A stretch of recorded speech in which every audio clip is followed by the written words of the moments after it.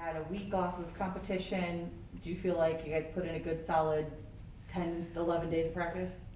I mean, that's the plan. To be honest, we had some guys, two guys out with concussion protocol, and then we've had a little bit of a flu bug going through the group. Fortunately, it hasn't been COVID. They've all been COVID tested, and that's all come back negative. But we're trying to maintain that balance, trying to maintain, being competition ready, and then also giving our guys some time off because we've been on the road so much. So we feel like we're trying to do the right things. It just you just can't. Managing when guys are not here is difficult, and we've had a couple guys miss the last few days because of being under the weather. So we felt like yesterday was a really good practice, and today was going pretty well. But at about 45, 50 minutes in, we just said, there's way too many guys coughing out here. Let's just go home. So the plan is to do whatever we can do to be ready to go on Friday night. You guys are back at home. You've done very well at Slater Family Ice Arena. What do you expect against Ferris State on Friday and Saturday? Yeah, being home is certainly kind of can cure all your ills. We've been good here. We enjoy playing here. The atmosphere in Slater Family Arena has been great. The crowds have been great. So all those are positives, and being back is good. Because you guys know our schedule. We've been on we've been on the road a lot and on some fairly long trips. So we expect Ferris State to come in here. They're familiar with the building. They played as long as Bowling Green's had hockey and Ferris State's has had hockey. They've played down here. So we know them. They know us. They seem to be much improved over last year. They play very hard. They've got some really good kids up front that are playing with confidence. Their goaltending seems to have solidified itself, and they seem to be feeling better about. They've got some good wins this year, and obviously last year was a difficult year for them, and they seem to have turned the page from that and are playing much better. Did you kind of get a chance to watch a bunch of hockey last weekend with you guys not? Yeah, we did the recruiting thing, and we Coach Pascaris was in Toronto, and Coach Carr was in Detroit, and I was in Buffalo and Rochester. I watched a little bit of my daughter's team play, and then I went over to some junior and midget stuff over there, and then we watched games like anybody else at night, and watched Northern Michigan play well against Duluth. It was a good series for our league, for them to get that sweep, and then we did watch Ferris State play at home, and so that's kind of what you do. You don't take the weekend off. You just don't play games. You keep doing the same stuff. Coach, with a bye week you had last week, coming into practice yesterday, you mentioned you had a good practice. Does that change the way you have that practice and hold that practice, or what you do in it? What do you guys kind of do coming off of that bye week? Yeah, so what we did was, coming home from Northern over Thanksgiving, we gave the guys Monday off just because it was a long trip.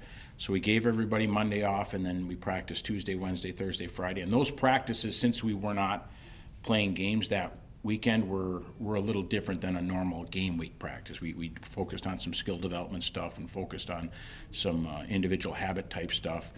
And then yesterday we normally would do some skill development stuff and some habit stuff on Monday, but since we did so much of that last week, we focused on some team stuff, and we're trying to have some flow to this week. And so on Friday, our guys feel real good about themselves personally and as a team. So we've built it a little differently than a normal week, but coming off the bye week, I think the biggest thing for us right now, the focus is just to be healthy.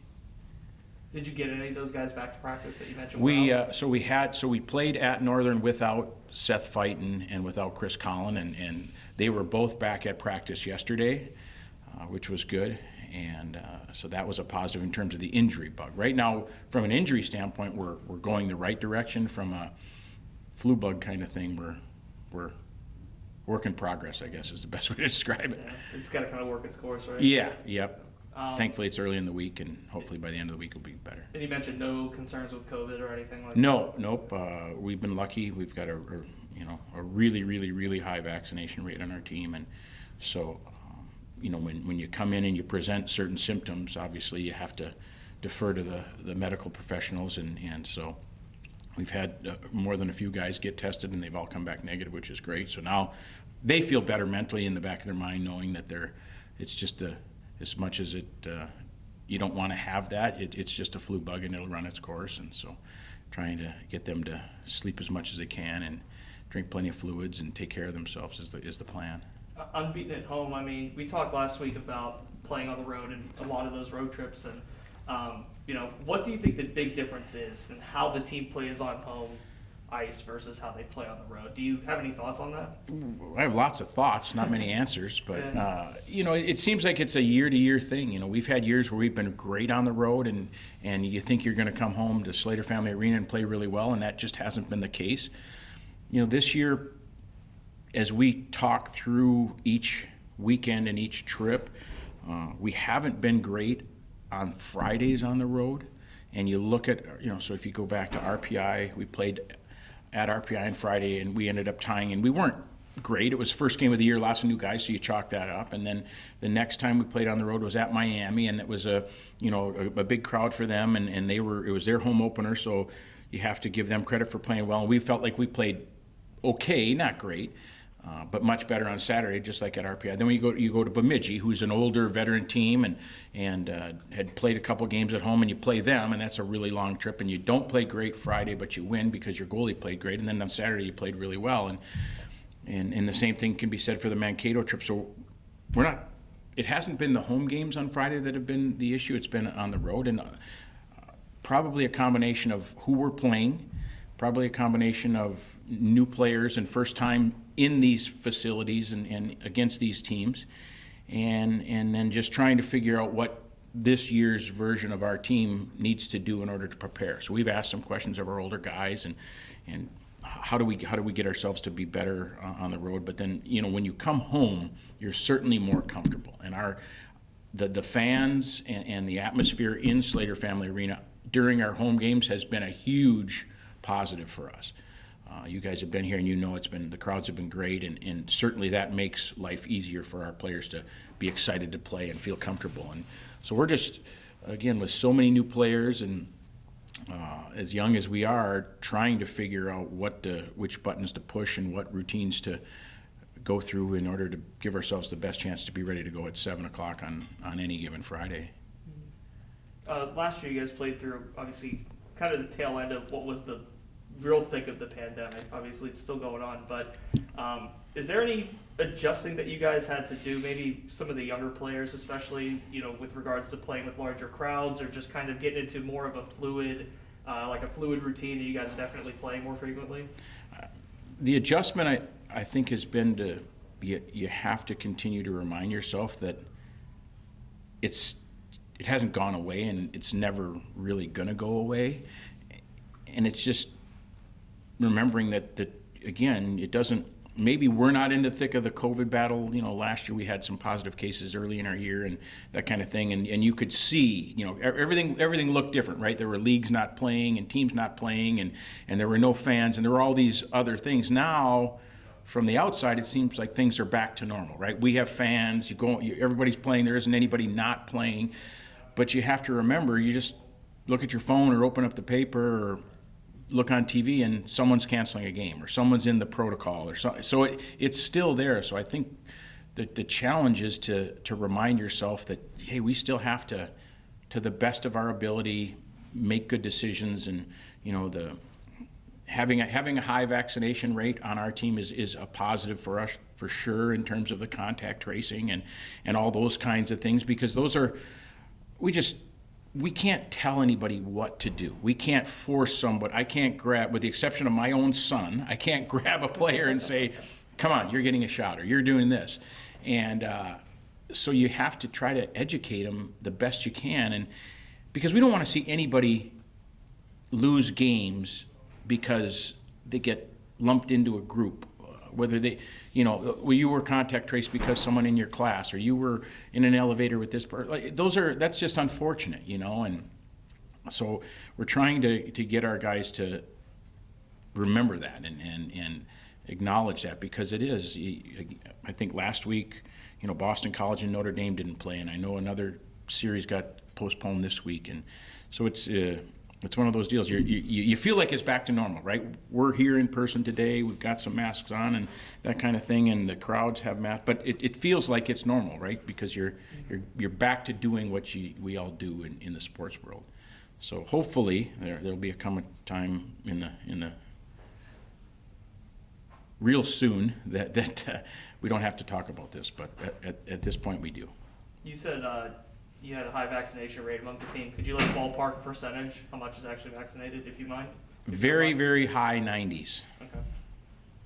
Yeah.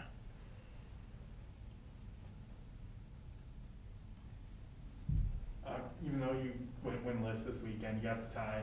Was there any positives from the team against Northern Michigan? Yeah, we talked about some things with our group up there, and Friday we didn't play very well, and I'll take responsibility for that. We knew Northern liked to do certain things, and they have an Olympic-sized sheet which is 15 feet wider, so it's a little bigger surface, and it was the first and only time we'll play on an Olympic sheet all year, and so we knew there would be an adjustment, and with so many young guys, we felt like we wanted to do some things a little differently, which didn't end up working out. We weren't playing how we normally play. I think we had a bunch of guys thinking about doing things differently, and that didn't allow us to just play. So Friday wasn't a great overall effort for our group. Saturday, we went back to what we do and how we play, and we played really well. We had the lead and had an opportunity to make it go from 2-1 to 3-1 and had a good chance, and then ultimately didn't. And then we got down 3-2 and went back and tied it up and had some great chances in the overtime. And Northern's playing really well right now. They, the next weekend, Minnesota Duluth came up there ranked #1 in the country, and Northern swept them. So the positive is that we made the adjustments. We came back and played. We showed what we're capable of. I believe Northern played well both nights, and so it wasn't like we didn't play good one night and played good the other night, and then they flipped. They played good and then didn't play good. They played well both nights, and we just needed to do more of that. So that's been our focus, and that's what we took out of that trip. We played a really good team on the road, and we didn't play great, but the next night we gave ourselves a chance to win, which in our league is night in and night out, week in and week out. You see the scores. A lot of times they're not making sense, but that's the reality of college hockey. The parities is as great as it's ever been in college hockey. Anything else? Kevin? Yeah, I was going to ask you about Cole playing his former school, Ferris State. How has that process been? As he and you guys get ready for them coming in? Yeah, Cole, 4-year letter winner for them, former captain, had a really, really good career at Ferris State. Graduated from there with a degree, and so I'm sure it's going to be emotional for Cole. We've talked to Cole a little bit about just some hockey stuff, not too in depth, and so I'm sure it'll be emotional for him. It'll be a big deal for him.